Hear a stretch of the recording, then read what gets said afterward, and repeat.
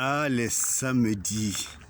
Nous sommes samedi et nous savons que ce rendez-vous du samedi de la politique, selon les sondages que nous faisons, en fonction des vues, nous constatons que c'est un rendez-vous qui est très attendu.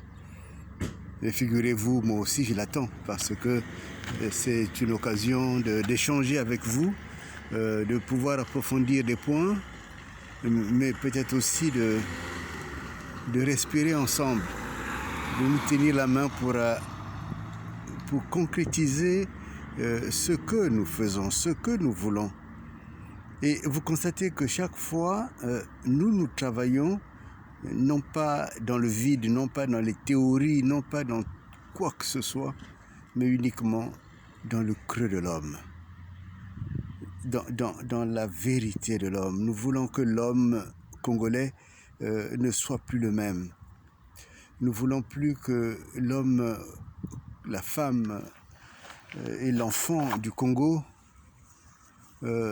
soient, je dirais, des marchepieds pour le pouvoir, des marchepieds pour l'argent. Cela, Tobo Yango, nous ne voulons plus ça. Nous ne voulons plus cela.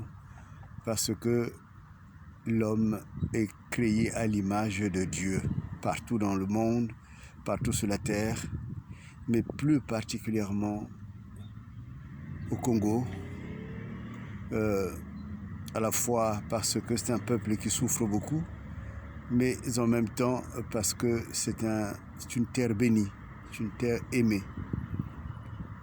aimée par Dieu, et nous n'en avons pas conscience. Et quand nous allons prendre conscience, tout changera.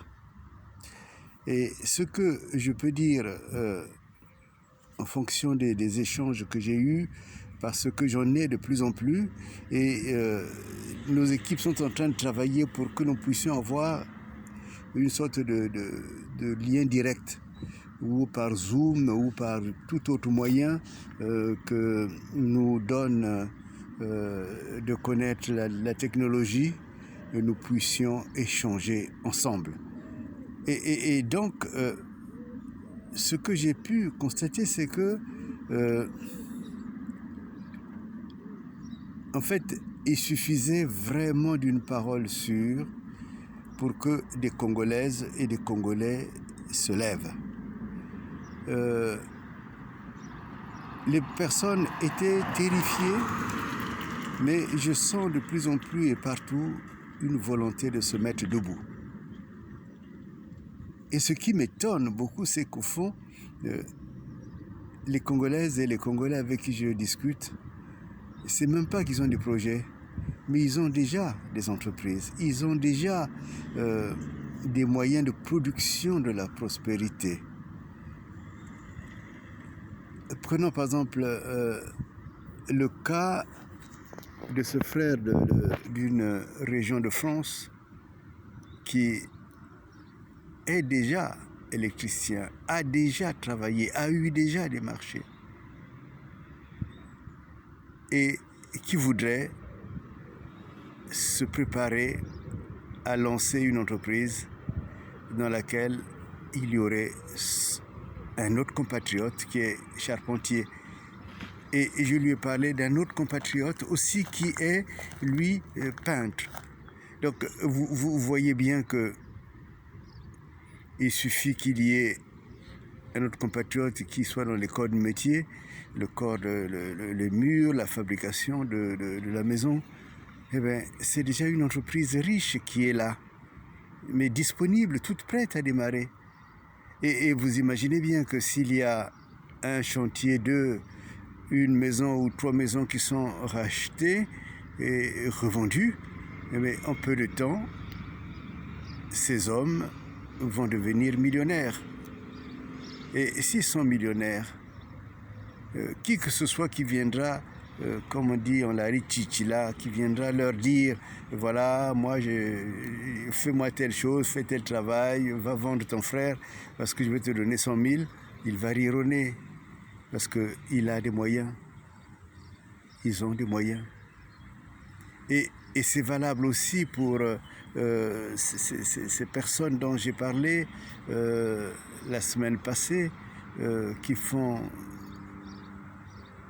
du transport, disons, transfrontalier, qui peuvent aller acheter des grandes quantités de marchandises pour les vendre dans les supermarchés de France.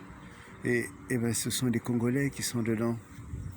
Et ces Congolais, quel que soit l'état dans lequel ils sont financièrement, avec les moyens nouveaux, sont capables de devenir bientôt des millionnaires.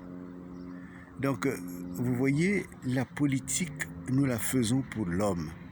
Et avant, on utilisait l'homme pour la politique. C'est pour cela que cette politique-là n'a été qu'un appauvrissement.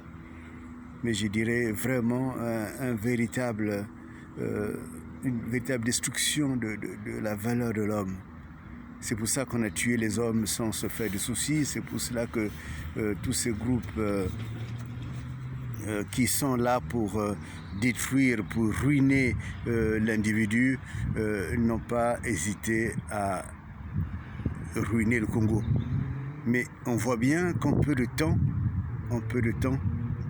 ces hommes et ces femmes vont modifier la face du Congo. Et c'est cela qu'il nous faut maintenant faire. C'est cette politique-là. C'est ça l'UDDA Renouveau.